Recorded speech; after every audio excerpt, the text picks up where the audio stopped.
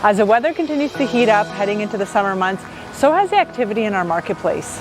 Looking back to January, coming into this new year, many people were predicting that we were going to see double-digit price decreases by this time this year. And in fact, we've seen the opposite, with prices increasing about 6% relative to January of this year. What's going on in the market and what's ahead? I'm Adina Dragasanu with Adina YVR Vancouver Real Estate Group and OAKWYN Realty here with your June 2023 market update.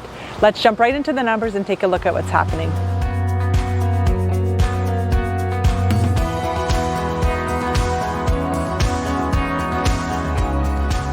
Let's start by looking at sales.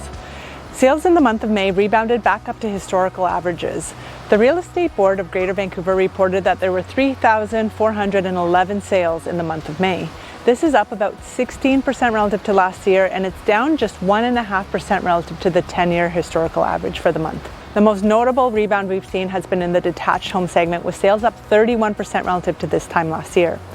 The townhome and condo segments follow suit, with townhomes up about 17% relative to this time last year and condos up 8% relative to this time last year. While buyers have been eagerly jumping back into the market, it's been a different story with sellers.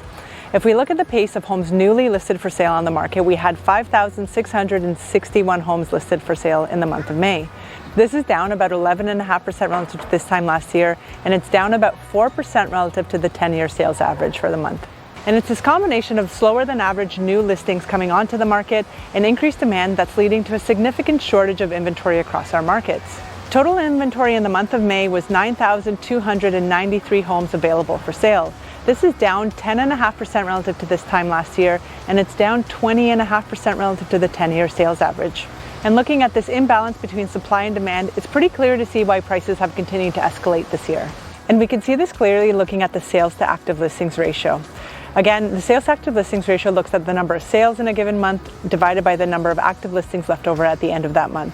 When this ratio is above 20%, we start seeing upward pressure on prices, and when its ratio is below 12%, typically prices are on a downward trend.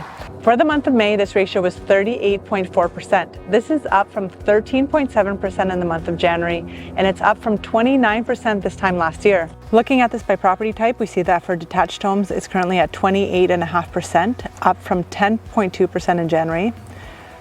For townhomes and attached properties, it's 45%, up from 13.4% in January. And for condo apartments, it's 45.5%, up from 16.7% in January. Let's take a quick look at how this has played out in the detached market in a few different neighborhoods. On the west side of Vancouver, we saw that there were 110 detached sales in the month of May.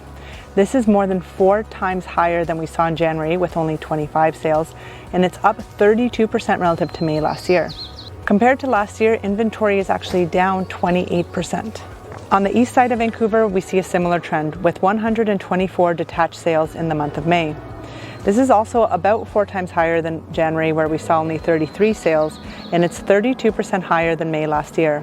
And again, looking at the inventory side of the equation, we see that the total number of homes available for sale is down 26% relative to May last year. In North Vancouver, the market is even more heated with 105 detached sales in the month of May. This is more than 5 times higher than we saw in January, where we only saw 18 sales. And again, it's up about 33% relative to May last year. Over the same period, we see that inventory is down about 13% relative to last year. So let's take a look at what's happening with prices. The HPI benchmark composite price for all property types is currently at $1,188,000. This is up 1.3% relative to April, and it's down only about 5.5% relative to May last year.